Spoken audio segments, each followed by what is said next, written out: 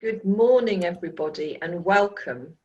Today I'm going to be talking a little bit about the situation we all find ourselves in at the moment with COVID-19 and thinking a little bit about how we can define our brand for the new normal. And that, of course, means sitting back and reflecting a little bit when we feel ready to do so, and that is underlined, to really understand what we can learn, what we've learned from this situation, and how we can take that learning forward.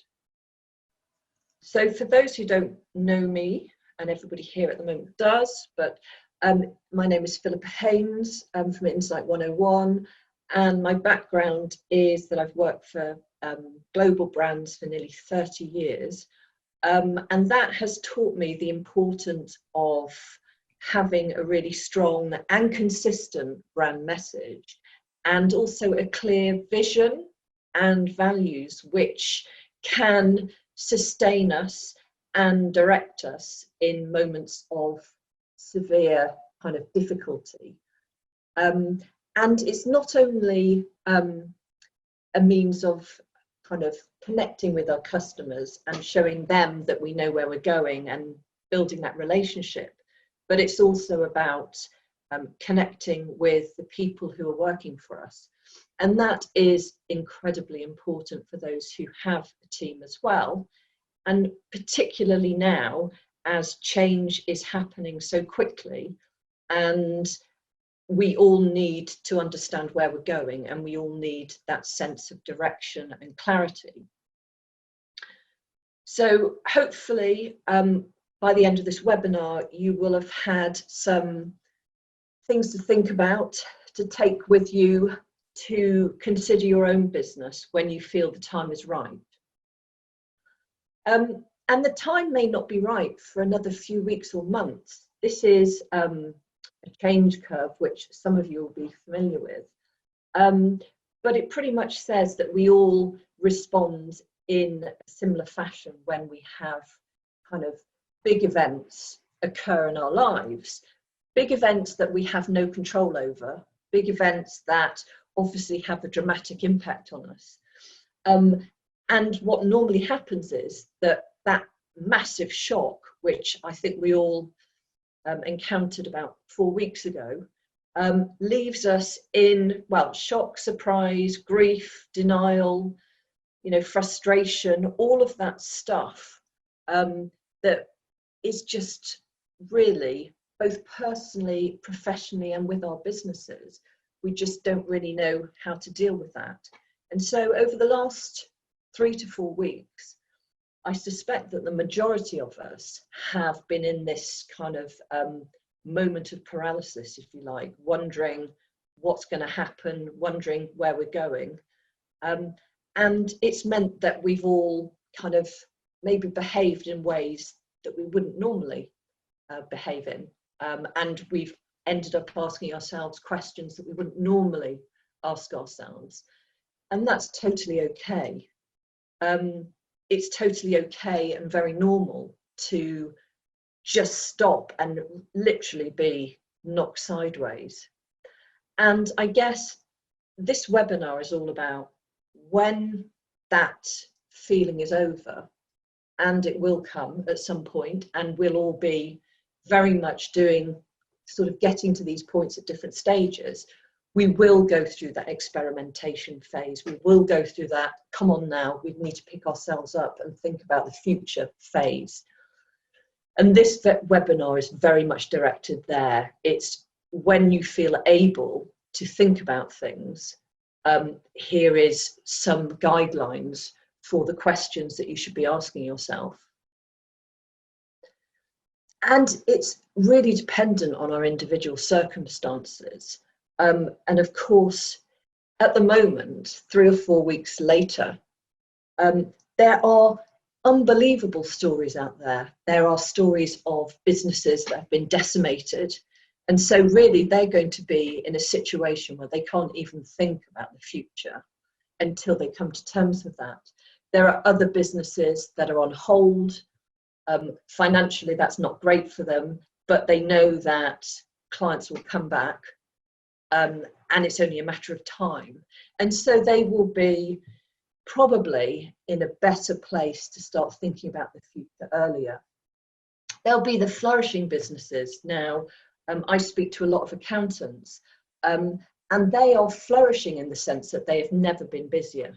That's not to say they're getting paid work, but they are spending most of their time fighting to keep their clients alive and surviving, essentially. And what that means is that they haven't even begun to process what's happened. They haven't even begun to think about their own future.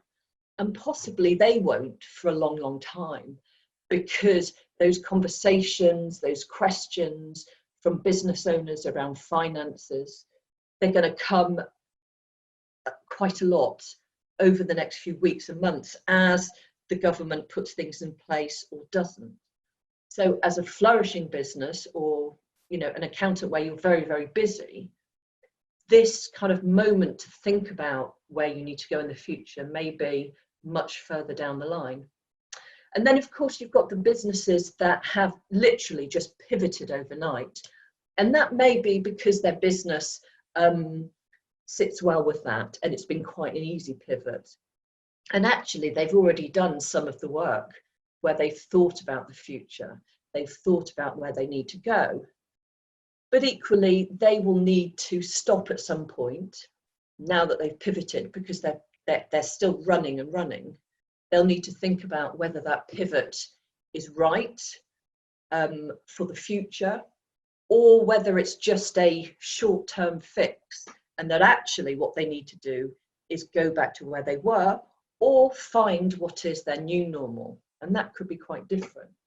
So again, when you're thinking about where you're going in the future, it's much more about where you are at the moment and when you feel that the moment is right. And I say that because there are so many messages out there about people kind of saying, you must get on, you must do this, thinking about the future. And that's right, but you can only do that when you feel that you've come to terms with the grieving stage and you're ready to pick yourself up again. And that's really important from my perspective. And what we have seen over the last 3 or 4 weeks is that kind of shock and fear, which is translated into, I don't really know what to do in my business. So there are those who are still trying to trade, but feel bad about it. They don't know whether they should be selling. They don't know whether they should be marketing themselves. They don't know whether they should be delivering freebies or whether they should deliver discounts. And there's that real sort of fear of, am I doing the right thing? Am I doing the wrong thing? Now, I think it's fair to say that if you have a strong brand with a strong vision or purpose, if you want to call it that, and also strong values, you can use that in order to guide you. So acting really very much as guardrails for how you should be behaving moving forward. So it's not what you do necessarily, it's how you do it. And this webinar today is going to start you on that track of, let's see how we managed over this time and how now I can put together my brand and my messaging again and make sure that I'm totally fit for the future, because I think we're all in agreement that this isn't going to be a one-off. We may respond to it much better in the future. Governments will have tried and tested procedures, but I think we all need to know that fundamentally we need to be prepared for this again. So it's about thinking about being fit for purpose in the future. And that starts with asking ourselves some fundamental questions about what we want to be and what our values are and what we've learned from this 3 to 4 weeks. And I think what we may have believed was true 4 weeks ago may definitely being really sharp focused now, or maybe we have changed our thinking a little bit or our beliefs. But fundamentally, what's absolutely critical is to set out our stall for the future, because purpose-driven and values-driven businesses are on the rise, and that is the conversation that we were having before COVID-19 happened, and that is what we'll be talking about during and after. So this is a slide that I showed in another presentation that I did a few weeks ago, talking about how businesses are already suggesting that in order to keep customers engaged and employees engaged, they need to behave in a different way, and they need to think about their values, and they need to think about connecting on a human level, and that it's not all about profit, which does sound very idealistic in many ways. But actually the understanding is, if you deliver a vision which is so compelling, is that you get people who want to work for you, they're more productive in being there because they want to be there, and equally that translates into very strong kind of customer service and the transferal of those values to the customers. So incredibly important to think about the purpose and the direction of your brand and how you're going to move it forward. And of course, there are lots of examples at the moment where there are businesses and brands that have fared well so far, and many examples of those that haven't. And talking about Wetherspoons here, for instance, where the CEO decided that he was going to keep his pubs and bars open, thinking primarily about profit rather than about people and the welfare not only of his employees but equally of his customers. But of course there are other examples of brands where they have connected on a much more human level and have realized that the fundamentals are about safety, security, not only of their employees, but of their customers and the wider community. So there are examples where brands have got things right, examples where they've got things wrong, and we don't all have the answers. But I think what's really worthwhile doing now is looking at that, looking at the landscape, looking at what we've seen and learned, and thinking about our own business and what we're going to take forward as a result. Because there's one thing that we do know, is that there's going to be a new normal.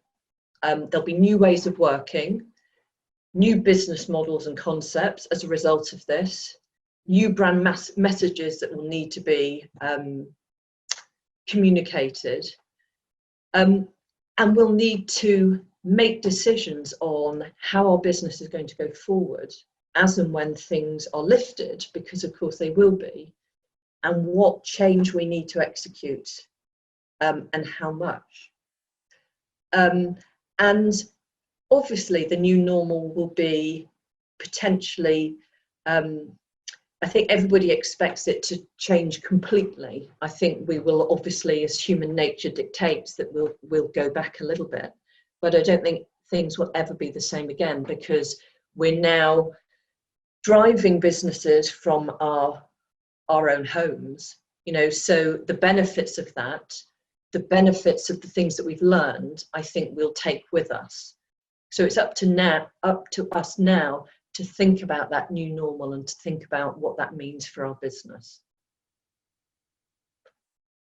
So for us, I think really importantly, the message is to stop and think about where we need to go. And that is stopping thinking about the future and where we could go, because actually there aren't going to be many times in our lives and our business lives where this total shutdown will occur. And everybody's in the same position. yes, we're all on different roads in terms of how we manage change, but we'll go through the same things essentially.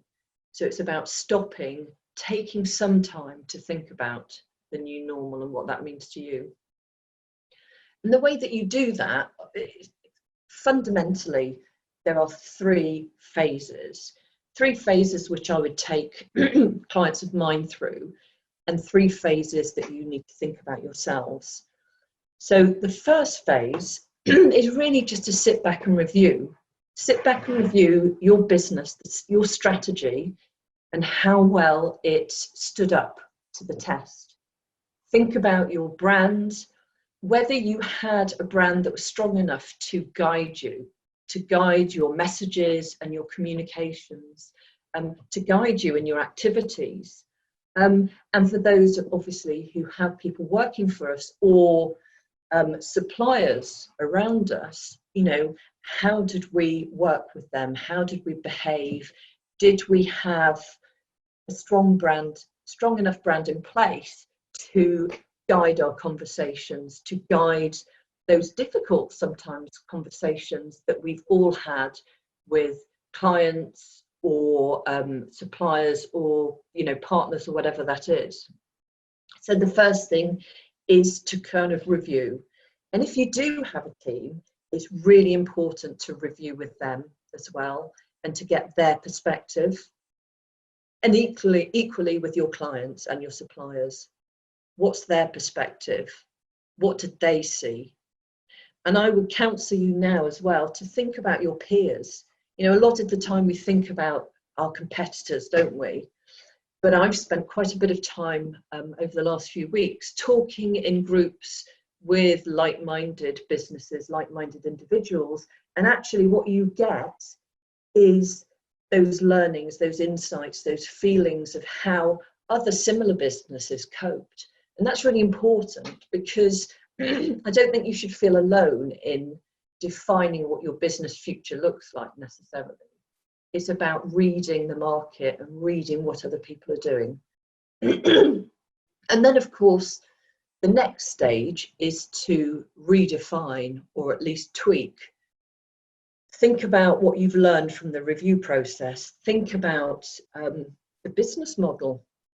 You know, were you actually able to continue online during these testing times, or did it absolutely just didn't work for your business? And how can you put something in place to make sure that you are future-proof?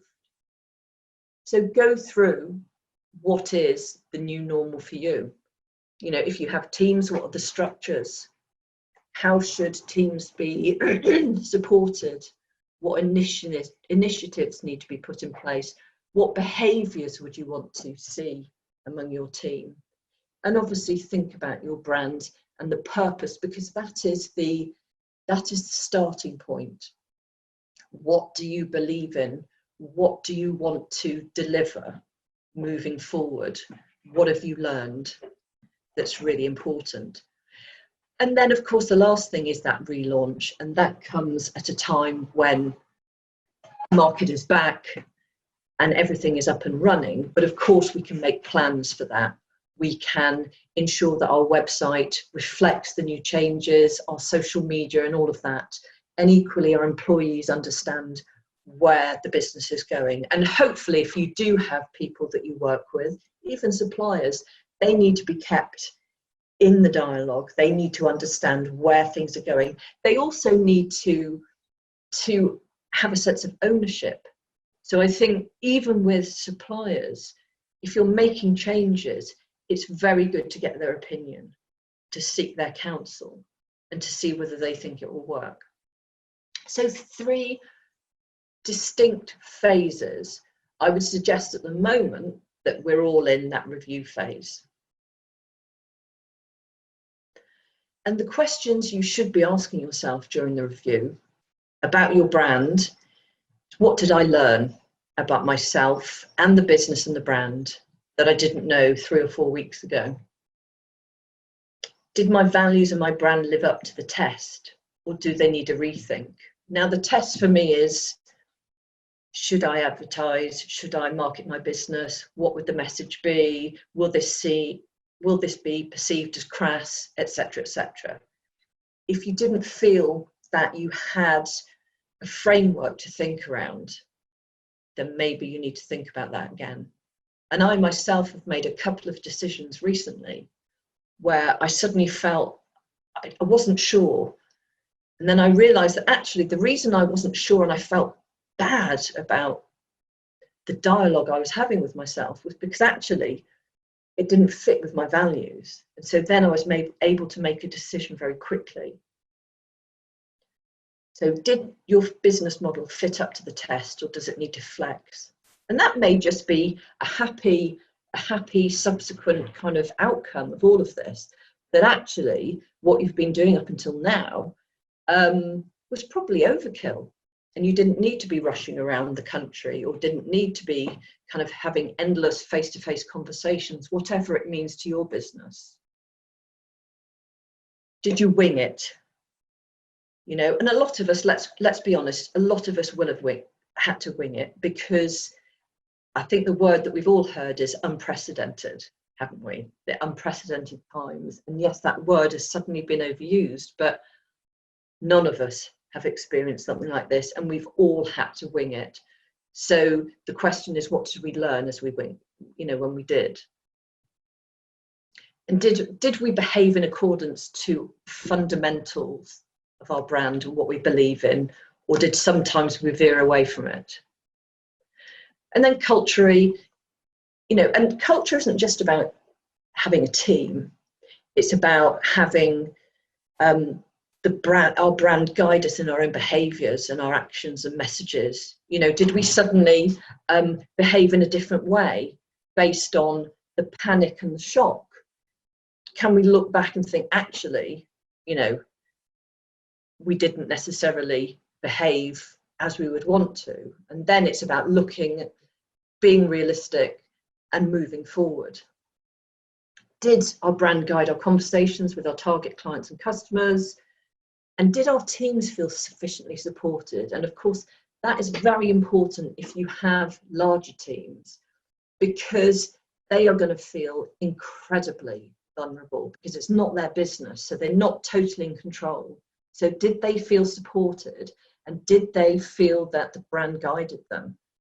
I had a conversation with a contact of mine, and actually he had done the work, and he found that his teams responded beautifully over the last 3 to 4 weeks, because they knew what was expected of them. They knew culturally the behaviours that were needed and wanted, and actually they just went ahead and executed what they knew was kind of within the guidelines. And he was massively impressed with them, and just felt that they had delivered absolutely on target. So it does make a big difference. And then, yeah, consistency, that is important. A consistent message, consistent behaviours, even in times like this. Yeah, and did the team feel like the business had a vision for where it was going? Did they feel supported in that vision and directed? So that's the review phase. And then the next phase is redefine. Now, this could come at a much later date, but this is a canvas I developed for a QuickBooks conference that I did a couple of months back. And it's a one-pager which starts to pull together all elements of your business. So when you're thinking about your learnings, your insights, your mistakes and the things that went right, you can start to populate all of that kind of learning, and most importantly, think out of the box in terms of your purpose and your values, which will underpin everything else that you do. And you'll think about your business model, your target audience, all of that good stuff. It's almost like going back to the start. Some of you will have done that, and you'll just need to tweak it. Others probably haven't used a framework like that. So that's something that you can start to think about moving forward. And then this is somewhere down the line, but this is about when things are changing, when things are getting back to the new normal, to communicate that out, to have something consistent that is brand fit, that you see across all websites, social media, all channels of communication where you're going now. So it's very important, if you have tweaked, if you have learned from this process and you have changed as a result, and equally you have thought about your purpose and your values, it's really incredibly important to launch that and to show that sort of line in the sand, if you like, so that people know where you're going. You also can start to kind of engage not only teams but your customers and take them on that journey as well. But again, highly dependent on your circumstances and the type of business and where you are in that journey. So it may be that this all sounds far too early, and in which case it's food for thought, and you can come back to that at a later time. But what can you actually do now? I think that what you can do is look at your business, sit back and think about the stuff that you've done over the last 3 or 4 weeks, the conversations you've had, the social media posts that you've put out there, you know, the networking that you've done, all of that good stuff. Just sit down and audit the decisions you've had to make. Write that down and begin to sort of think about what that means for the future. And take a moment to listen to your peers, which is what we said earlier on. Listen to what the market is saying. Listen to where you think your particular sector is going. And of course, talk to employees if you have them, or suppliers. This is a great moment to talk to them. Lots of conversations, lots of kind of thinking.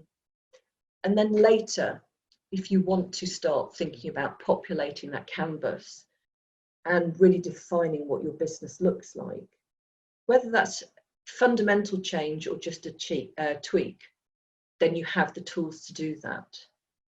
But just take a time to reflect whenever you feel that is right, and that I'm sure will be of great benefit. Any questions? Hi, Philippa. Right, if we pick up on, this is to everybody, but if we pick up on some of the things that are in the news feed in a minute, but I know Rachel in particular has got a question that you want to ask Philippa. So Rachel, over to you. Morning, Rachel. Good morning, Philippa. How are you doing? Very well, thank you. Yeah. Good. Yeah, well, thank you very much for that. I thought that was very thought-provoking. And my question was around a really kind of something that's been kind of mulling away for about the last 10 days. Yeah. This idea that, well, consumer psychology doesn't change. You know, we've been here for millennia, so, you know, we're not about to change the way or how we make decisions. But obviously some people have responded to, I don't know, the likes of Sports Direct and saying, oh, you know, not sure that how he dealt with Mike Ashley, dealt with employees or the coronavirus, not sure that that was right and chimed with me, and I'm going to not buy from them. So they're saying, customers are saying they will change their behaviour depending on how brands have dealt with it. But I'm just kind of wondering, will they change their behaviour? And it's not to say that they shouldn't, and that companies shouldn't consider their own direction and action and leading from the front, but I'm just kind of challenging that and questions like, will we change? I think that's a question. It's two-sided, isn't it? Really, it's will that brand change? Yeah. And I certainly think they will learn from it. Whether they can fundamentally change as human beings, because I think some of the behaviours we've seen are at a human level, and it really shows the types of people that they are. But I think that there will have to be a veneer and some kind of setting out their stall and making up for what has happened. I don't think either of the examples we've talked about are foolish enough to know that, you know, they messed up and now they've got to think about what that means. And it may not be at a fundamental level. I can't imagine it will be, but equally, you know, they've already been in the press apologizing. So for them, it's, I guess the question is, will they learn? Will we see anything? And that can only guide our own response as customers. I think customers, you know, as we've seen in this outbreak, there are some people who care and who act appropriately, and others who don't. And I think that is down to personality and, you know, all kind, you know, very complex stuff around human behavior. But I think there will be those people who fundamentally want to buy into brands that have meaning, that do the right thing. I think that's increasingly important. And there will be those people, as we know, who will be prepared to pay that little bit more for something that has greater meaning. There will equally be people who just want to buy something that's the cheapest and they don't necessarily care. But hopefully the dialogue is changing and the dynamic of the market anyway is changing, so that those purpose-driven businesses are the ones that will probably be the healthiest in the future. I don't know whether that answers. Or... Yeah, no, and that's interesting, and I think it comes back for me to well, what you were saying about what's our purpose and brand, what do we want that to be, and further than that, who do we want as our customers? I don't want those people who are only going to say it's all about money. I don't want to work with businesses like that. So I think for me, it extends to who we choose to work with, who we choose to have as our customers. Yeah, I couldn't agree more, and I would always encourage that anyway. And Rachel, I know that you would too. But I think this sort of experience helps us to kind of, or guides us more in that actually that's the most fundamental. Fundamentally important to us. So as I said, I've made a couple of decisions based on my value system, and I think it's helped. Thanks for that. Okay, Mr. Paul Croker, you've got a question? Yes, hi. Thanks for the presentation, Philippa. It was really, really insightful and useful. I've made some notes here as well about it. I'm not sure if other people are in the same boat, but obviously my brand and my company is quite new.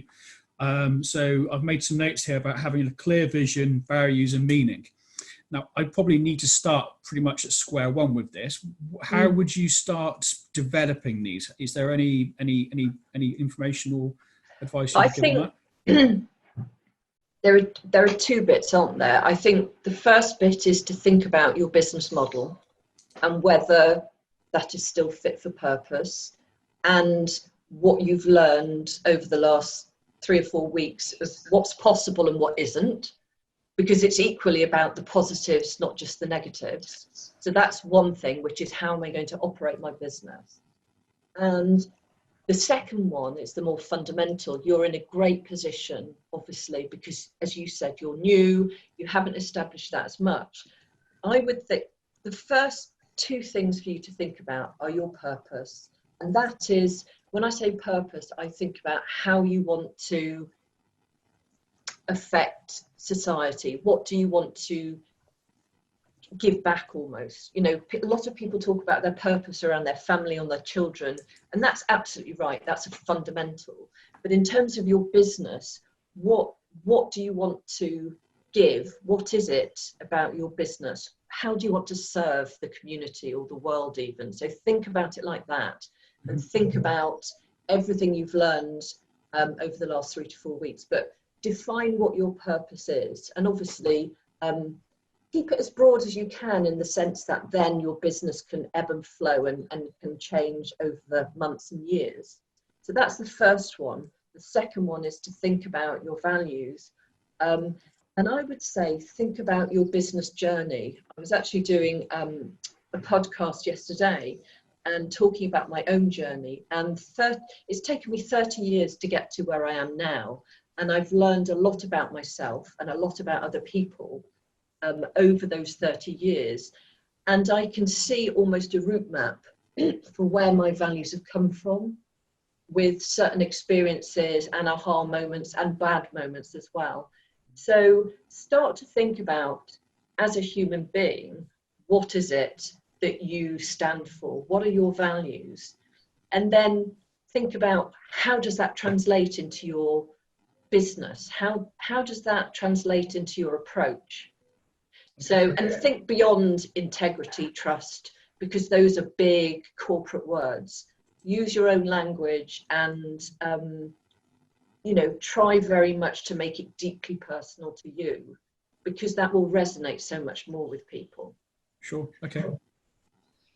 Has anyone else? I've got a few bits here, but has anyone else got a direct question they want to ask Philippa? I'll take the silence as no. Okay. Picking up on the news feed, I think Mark raised a question there about spending too much time in comparing yourself to competitors. Mark, do you want to just say a little bit more about what you meant behind that? Yeah, sure. I can remember back in my retail days of getting transfixed by what all the other supermarkets were doing. And if you do too much of that, you lose sight of your values. You lose sight of what you're about, because you're always doing, copying them or trying to catch up with them or doing. So I think it's really important when you set out a business vision. It's sometimes really, really hard to stick to it, but it's actually, in the long run, it makes you feel better. And when you have to always keep chasing other people, then you're not really following your own values, are you? No, I couldn't agree more. I mean, that it's, as you say, it's what we all do or are tempted to do, and we can all feel up and down depending on what other people are doing and comparing ourselves. But if you know what you stand for, and you have the strength to go back and say, it doesn't matter what everybody else is doing, this is my journey, this is my course, then I think that supports massively, as you were saying. Not easy, but it's a great way of just, and Angela will be able to talk about this as well, it's just, going back and resetting for what you're all about, essentially, and just staying true to you. Excellent. I wanted to ask on the pivoting side of things. I think you highlighted a couple of examples of how maybe people have tried to pivot and not got it wholly accurate. Obviously, I've had to pivot this business slightly, and obviously, the work we're doing on the other one, which is a more fundamental overall change. Do you think it's the case that most people just need to do a little tweak? Or do you think that most people need to see this as a bit of a long-term change and maybe pivot over 50% of their business? So what I've been hearing in the conversations I've had, and I guess there are two outcomes here, I think. There are those who are naturally entrepreneurial, and they've seen this as a great opportunity to pivot and to really change fundamentally. Those people, there are far fewer of them. To be a true entrepreneur and to lead like that in a massively strategic way is very difficult, but it can be done. So there will be those businesses that absolutely see it as an opportunity to do that, and they will live by it. The rest of us will have done some tweaks. So I was talking to an Italian business owner. He has a business in the UK of 100 million turnover, all around food. And basically his whole business model for going into restaurants, etc., was completely decimated. So what he did in the end was, in 2 weeks, he set up an online business. Now he said that will not be a long-term option, he will maintain it for certain parts of the business because he set it up, it has benefits, it can bring something slightly different, but equally he will go back to kind of the former business model as well, but obviously thinking then about how can he safeguard himself, and how can he ensure that, you know, what he's learned can be learnings for the future.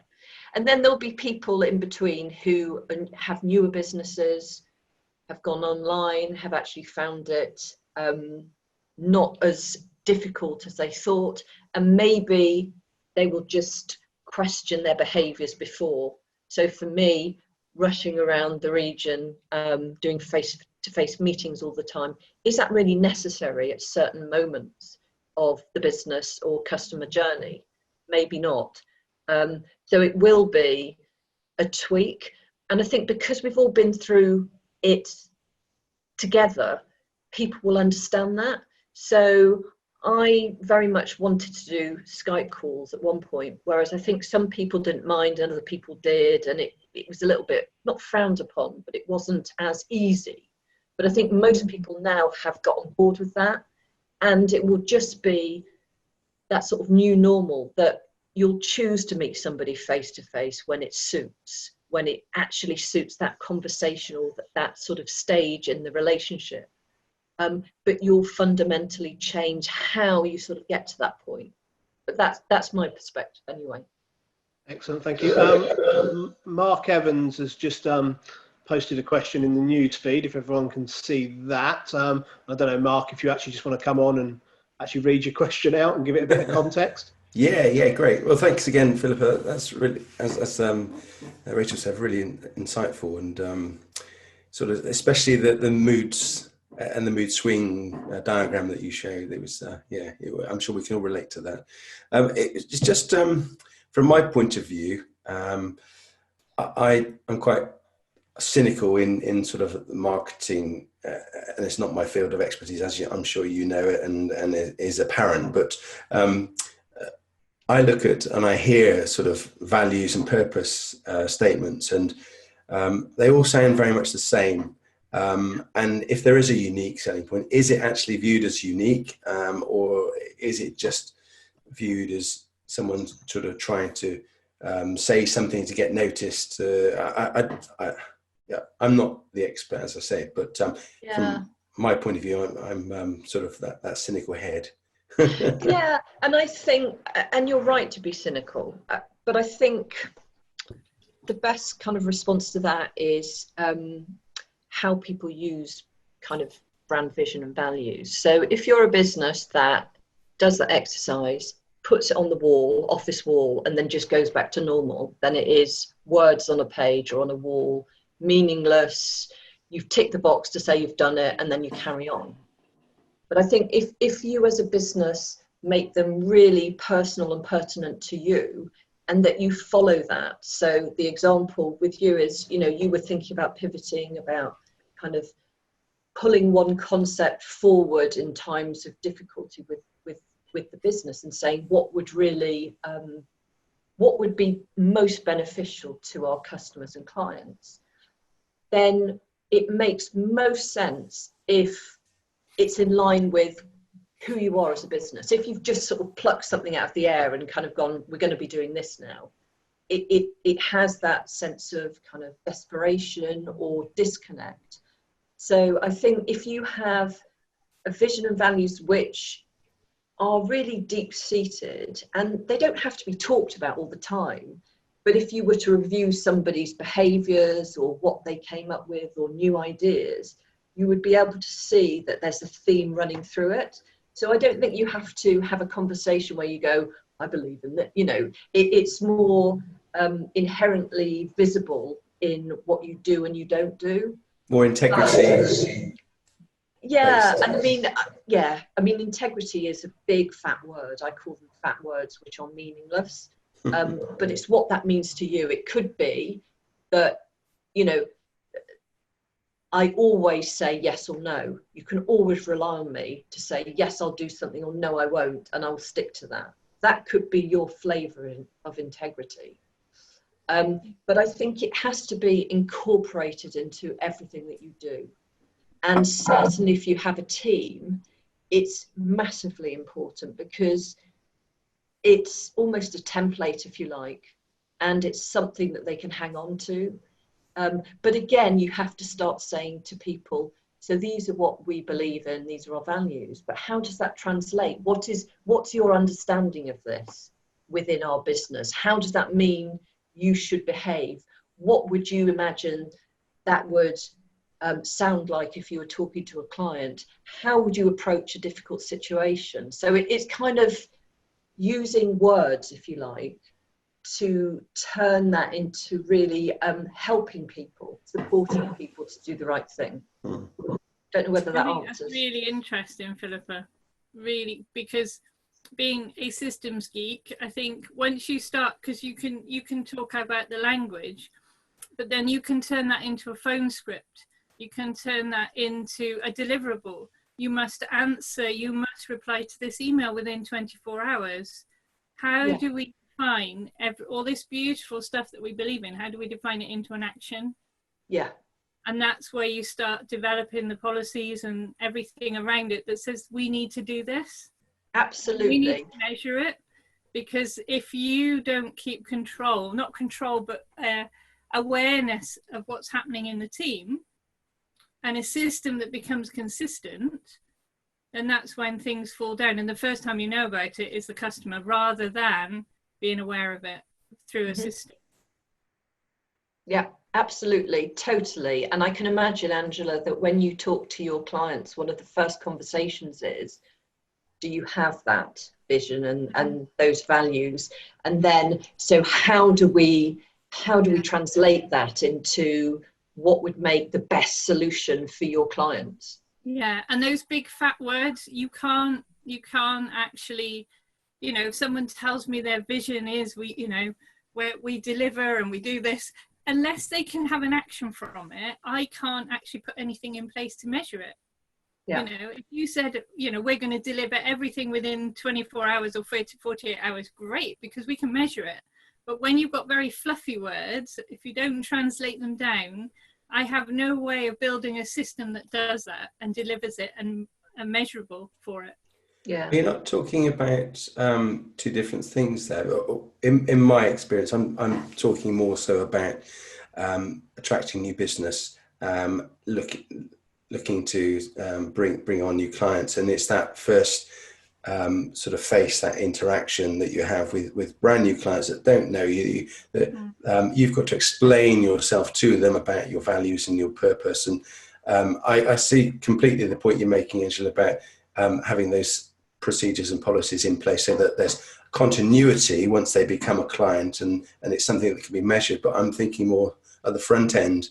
How do you persuade a new client that you're not just the same as the rest, and those words that you've put in your website or in your purpose statement or wherever aren't just a sort of rejigged version of someone else's, if you like? So, Mark, I would, I've done quite a bit of work with accountants, and their most critical stage is the onboarding stage, where they get people's financial information, but they also set up that relationship and the boundaries of that relationship, and what you get for the charge, for the fees that they charge. Yeah. And it's that bit. It's not necessarily talking about who you are directly like that, but it's how you approach that onboarding. What do you do? Is it, completely stress-free? Do you include a video at the front end which talks about the business and why you set it up? What are the elements that go from non-customer to customer or client? And for me, it's that. So my counsel would be, if you have that sort of purpose and values kind of already set up, then it's about brainstorming, saying, so what are the stages? What are the stages? What's the journey we want to take our clients through from the moment they see us on social media to the moment they onboard with us. And that is, as Mark was talking about the watertight marketing, it's the kind of journey from not knowing about that business and brand to coming on board. Yeah, it's a very subtle journey of kind of emotional connection. So you would never go, I believe in, whatever, and these are my values, because that's trite. But it's about using those to say, so what would I want my clients to feel at this stage? What would I put in place? What would my conversation be? I see. Great. No, that's useful. Thank you. Yeah, Mark, I think picking up on that as well. I mean, I've got two very different businesses. I find I think the issue that you're talking about with K-Base may be very similar to how I pitch CSRB a lot of the time, because it was originally a business of many different things. And I was trying to be everything to everybody, which I'm not saying that's what you're trying to do, but that's certainly what I was doing. And I thought that was the way to go forward. There wasn't much opportunity, because it was quite mechanical, to bring culture, values, my personality into it, really. Because I wanted it to be bigger than just me, but I also wanted to get over my passion for it. Whereas with B2B networking, as all of you will know, because you've had the mispleasure of having to sit in front of me and let me read off a PowerPoint presentation, but it's the fact that I can put my energy and my spin on it and show you how hopefully B2B networking is very different from other alternatives. Now, there's always going to be similarities, marketing. I mean, my background is in marketing before all the internet and everything came along, and technology. So we spent, I remember my favorite two modules, you're like this, Philippa. One was actually looking inside, it was you have to be really careful with the terminology here, but it was called Inside the Person, which was basically, I remember my lecturer putting up a massive picture of the brain and talking about rich cerebral cortexes and whatever were the ones that drive our sort of marketing decisions. And then the other side of it was completely the other end, which is about economics. And actually, you can actually sometimes do your value proposition by working all the way back to the figures and then coming forward and going, what actually do I need to sell? How much do I need to sell of it? And then what that actually does is make you more confident with the onboarding process, because you're not trying to sell everything. And I'm slightly biased at the moment, because the piece I'm going through a piece of work on a rebrand with Philippa and others at CSRB. And I'll let you guys be the judge when we've finished it in whether that process has achieved all the aims that we've all set ourselves. But I think it really is, it's hard to put that passion in sometimes at the onboarding stage without, like you just said, Philippa, without it sounding a bit trite and whatever else. I don't know if anyone else has got any thoughts on how they get.